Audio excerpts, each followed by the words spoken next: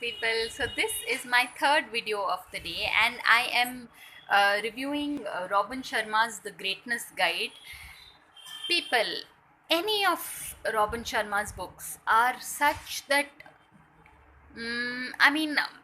okay, like to be really honest, if you read one of his books, it's like you've read them all, sort of, so to speak. But what stands out in Robin Sharma's writing is the sincerity. Yeah, I mean, there's a certain like, I mean, it jumps out at you. It's not like something that he would just, I mean, there's a lot of heart in his writing. So, the Greatness Guide is mostly about also um,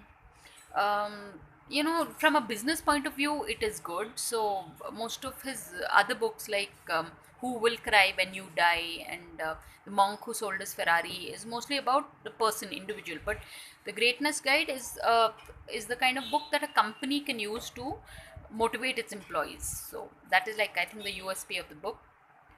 But yeah, on that note, I don't want to give it a rating and all, yeah, because beyond a point ratings are so anyway, it's a good book.